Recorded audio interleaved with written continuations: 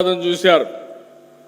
నిన్న కూడా పవన్ కళ్యాణ్ గారు ఒక మాట అన్నారు, మేము హైదరాబాద్ని రాళ్ళు రప్పలు చూసాం, ఏదో జూబ్లీ హిల్స్ అవతల పోతే ఇప్పుడు ఏదైతే సైబరాబాద్ ఉందో అక్కడ, కానీ అక్కడ మాత్రం మీరు ఒక సింగపూర్ని లేకపోతే ఒక న్యూయార్క్ని చూసి ఈ విధంగా ఉండాలని మీ మైండ్లో రూపకల్పన చేసుకొని దాన్ని అమలు చేశారని చెప్పారు.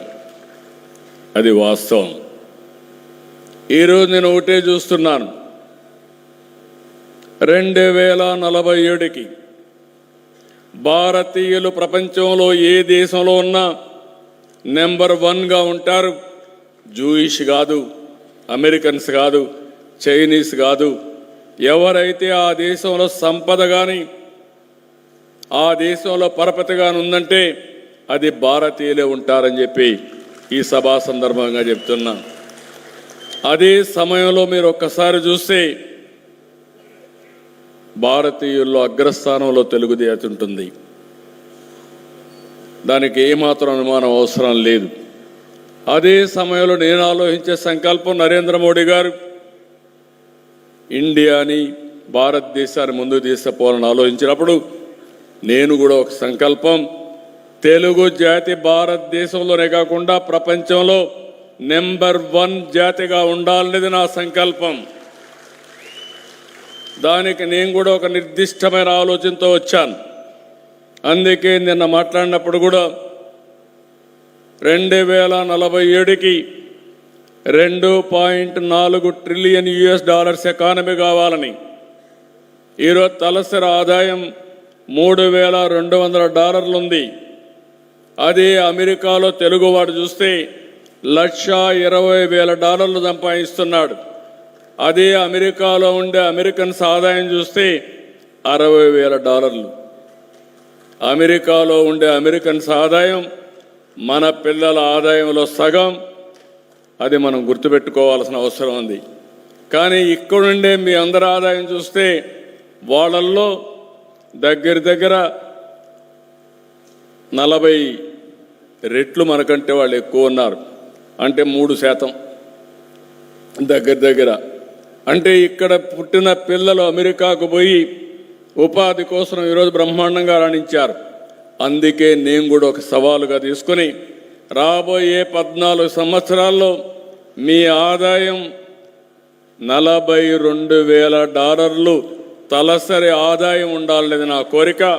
$42,000 అంటే ఇంటూ డాలర్ మారుతూ ఉంటుంది కదా, రూపాయికి 80-85 రూపాయలు ఉంటుంది. ఆ వ్యవస్థ వచ్చినప్పుడు ఏ కొద్ది మందికో ఆదాయం రావడం కాదు, ఎన్టీ రామారావు గారి స్ఫూర్తితో పేదరిక నిర్మూలనే కాకుండా ఆర్థిక అసమానతలు తగ్గించే బాధ్యత తెలుగుదేశం పార్టీ తీసుకుంటామని చెప్పి ఈ సందర్భంగా మీ అందరికీ హామీ ఇస్తున్నా. అందుకే ఇవన్నీ రావాలంటే క్రమశిక్షణ, ముక్కుకు సూటిగా మాట్లాడడం, నీతి నిజాయితీ, ఆత్మాభిమానం, నిరంతరం కష్టపడే తత్వం, త్యాగ నిరతి, ఇది ఎన్టీఆర్ చూపించిన స్ఫూర్తి. మనం ఒక్కరు బాగుంటే లాభం లేదు. ఆయన రాజకీయాలకు రావాల్సిన అవసరం లేదు. రారాజుగా ఎలిగాడు. 60 సంవత్సరాల తర్వాత రాజకీయాల్లోకి వచ్చి 9 నెలలు ఆయన పడిన కష్టం చూస్తే ఒక రాక్షసుడిగా పనిచేసే పరిస్థితికి వచ్చాడు. అదే ఆయన జీవిత రహస్యం అని చెప్పి కూడా నేను మీకు తెలియజేస్తున్నా. త్యాగం చేశాడు. త్యాగం జాతి కోసం చేశాడు.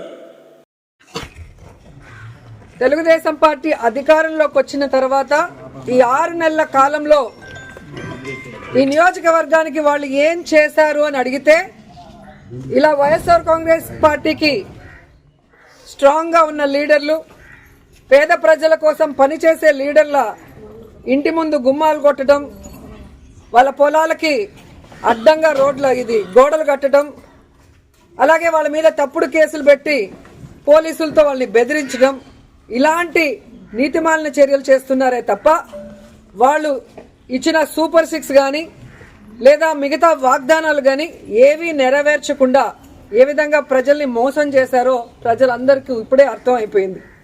కానీ దురదృష్టం ఏంటంటే ఈ పంచాయతీలో తాగే నీళ్ల దగ్గర నుంచి ప్రజలకి అన్ని అందుబాటులోకి తీసుకొచ్చే సచివాలయం, ఆర్బీకే సెంటర్ అన్నీ కూడా ఇక్కడ లీడర్లు వాళ్ళ ల్యాండ్ ఇచ్చి కట్టించి ప్రజలకు అన్ని అందుబాటులోకి తీసుకొచ్చారు.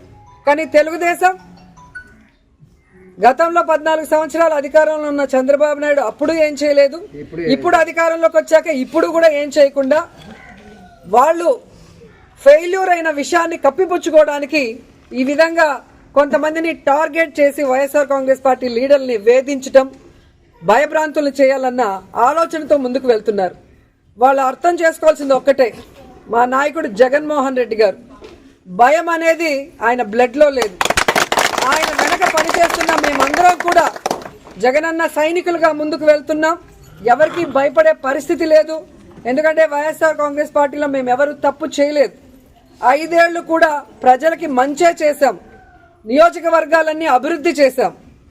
ఈరోజు మీరు మోసంతో అధికారంలోకి వచ్చారు, ఈవీఎంలు మ్యానిపులేట్ చేసి వచ్చారు, ఏ విధంగా సూపర్ 6లు అంటూ ప్రజల్ని మోసం చేసి వచ్చారు. మీరు సిగ్గుపడాలి, మేము సిగ్గుపడాల్సిన అవసరం లేదు. కానీ ఈరోజు టీడీపీ వాళ్ళని హెచ్చరిస్తున్నాం, ఇలాంటి పనికిమాలిన కార్యక్రమాలు మరొకసారి చేస్తే సహించేది లేదు. అధికారంలోకి వచ్చారు, హనీమూన్ పీరియడ్ కదా, 1 ఇయర్ మాకు ఇవ్వండి అంటారనే సైలెంట్గా ఉన్నాం. కానీ రోజు రోజుకి నీతిమాలిన రాజకీయాలు మీరు ఎక్కువ చేస్తున్నారు కాబట్టి ఇక సహించేది లేదు. మేము మా వాళ్ళకి ఎవరికి ప్రాబ్లం చేసినా కూడా ఒక యూనిటీగా మిమ్మల్ని ఎదుర్కొంటామని కూడా ఈ సందర్భంగా తెలియజేసుకుంటున్నాం. ఎందుకంటే గ్రామాల్లో తెలుగుదేశం పార్టీ నాయకులకి ప్రజల్లో గౌరవం లేదు, అభిమానం లేదు కాబట్టే ఈరోజు సీఎల్ని, ఎంఆర్ఓల్ని, ఎంపీడీఓల్ని బెదిరించుకొని వాళ్ళని పంపించి ఇలాంటి నీతిమాలిన చర్యలు చేస్తున్నారు. అసలు ఎంత సిగ్గుచేటంటే మున్సిపాలిటీల్లో రోడ్ల మీదకి వచ్చేస్తుంటే వాటిని ఎవరు కొట్టరు. రోడ్ ఎక్కడుంది, ఇల్లు ఎక్కడుంది, ఇంటి ముందున్న దాన్ని కొట్టేసి కొట్టడానికి నోటీసు పాత డేట్లో నిన్నే కొట్టారు అంటే ఆఫీసర్లు కూడా ఎంత దిగజారిపోయారు అనేది ఇక్కడ అర్థమవుతుంది. సో ఆఫీసర్లను కూడా హెచ్చరిస్తున్నా, ఇదే విధంగా కనుక మీరు తెలుగుదేశం పార్టీ చెప్పింది ప్రెషర్ అని చెప్పి పనికి మాలిన పనులు చేస్తే మీ మీద హరాస్మెంట్ కేసులు, ప్రైవేట్ కేసులు వేస్తాము. ప్రతి ఒక్కటి మా దగ్గర మీ మాట్లాడింది, మీరు ఇక్కడికి వచ్చి మీరు బిహేవ్ చేసింది, మీరు ఆ నోటీస్ అతికిచ్చిన డేటు, టైము అన్నీ కూడా మా దగ్గర ఉన్నాయి. సో ఈ ఊర్లో ఎవరికి ఏం ఇబ్బంది లేకుండా ఒక్క లీలారాం గణపతి శెట్టి ఇంటినే ఎందుకు కొట్టారో కోర్టులో మీరు చెప్పాల్సిన బాధ్యత ఉంది. అలాగే ఏ ఊర్లో అయితే మీరు ఇలాంటి రూల్స్కి విరుద్ధంగా చేస్తున్నారో వాటి అన్నిటికీ కూడా సమాధానం చెప్పే విధంగా మిమ్మల్ని కోర్టులో నిలబెడతామని కూడా ఎంఆర్ఓకి, ఎంపీడీఓకి, పోలీసు వ్యవస్థకి కూడా హెచ్చరిస్తున్నాం. సో ఎవరు భయపడాల్సిన అవసరం లేదు. వైఎస్ఆర్ కాంగ్రెస్ పార్టీ లీడర్స్కి, కార్యకర్తలకి జగనన్న, మన జిల్లా అధ్యక్షుడు కరుణాకర్ రెడ్డి గారు, నియోజకవర్గం నుంచి నేను ఎప్పుడూ అందుబాటులో ఉంటాం. మీకోసం ఫైట్ చేయడానికి, ఎవరితో అయినా ఫైట్ చేయడానికి, ఎంత దూరం ఫైట్ చేయడానికన్నా కూడా మేము రెడీగా ఉన్నాం. మిమ్మల్ని కాపాడుకోవడానికి మేము ఎప్పుడు మీ వెన్నంటి ఉంటామని కూడా తెలియజేసుకుంటున్నాం.